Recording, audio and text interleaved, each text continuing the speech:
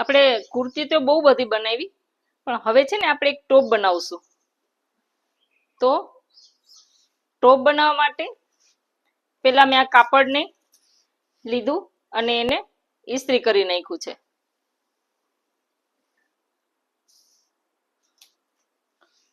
તો કાપડ આપણે ઇસ્ત્રી થઈ ગયું છે. હવે મારો જે કુર્તી છે, મારું જે ટોપ છે એની લંબાઈ છે 28. તો હું થોડુંક અલગ ડિફરન્ટ ટાઈપનું કેવી રીતના બનાવું છું હું તમને બતાવું. તો હું આગળનો ભાગ લઈશ 28 અને પાછળનો ભાગ છે એને થોડું 3 ઇંચ મોટો લઈશ. એટલે કે એને આ રીતે 3-4 ઇંચ પાછળનો ભાગ મેં આ રીતે મોટો રાખ્યો છે અને આવી રીતે બે ભાગને ગોઠવા છે. પાછળનો ભાગ 3-4 ઇંચ મોટો રાખ્યો છે અને આગળનો ભાગ મારી જે લંબાઈ છે 28 એટલી જ રાખી છે. 28 લંબાઈ છે અને એક જ ઇંચ હું આમાં સિલાઈનું ઉમેરું છું, આ 29 ઇંચ. તો આપણે આ 29 ઇંચની લંબાઈ લેશું ટોપ બનાવવા માટે, કે જે આપણે જીન્સમાં પણ પહેરી શકીએ. તો એને આ રીતે હું ફોર્મમાં રાખું છું અને ડ્રો કરીને કાપી લઉં છું.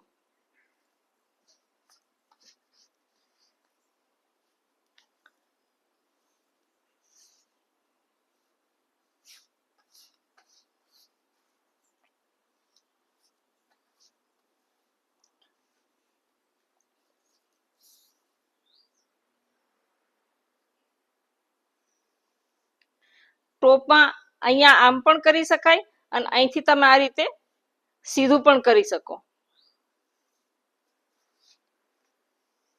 આ રીતે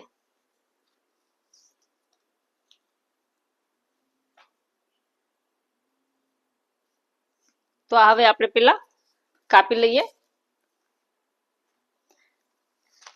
પેલા આપણે આમાં આ બંને ગળા ડ્રો કરી લઈએ.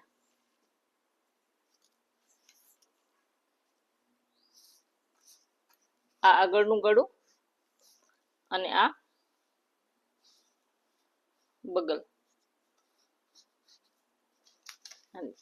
આમાં હું આવું યુ શેપ જેવો પણ થોડોક નાનું કરી અને પછી અહીંયા હું આ રીતે કટ આપીશ.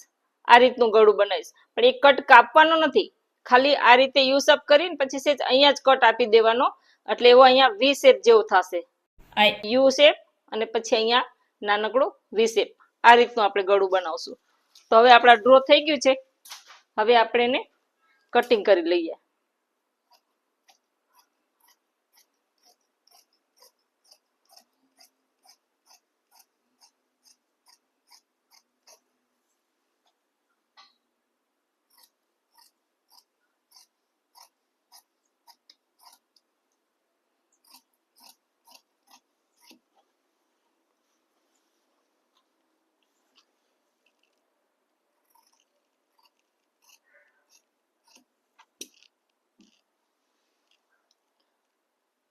હવે ખાલી હું આ યુ શેપ કાપું છું અને અહીંયા સુધી જ્યાં મારું ગળું 6.5 ઇંચ છે, તો જ્યાં ગળું આવે છે ત્યાં સુધી હું આને આ કટ આપીશ.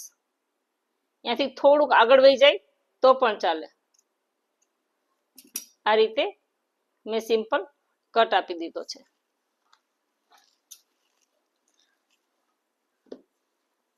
અને આ બગલનો ભાગ એક આપી લેશો.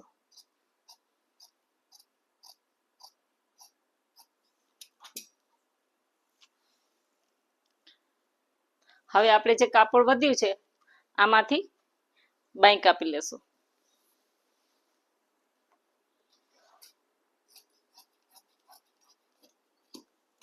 આમાંથી આપણે બાઈ કાપી લેશું.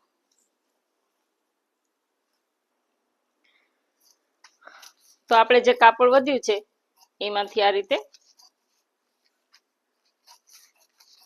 બાઈ કાપી લઈએ.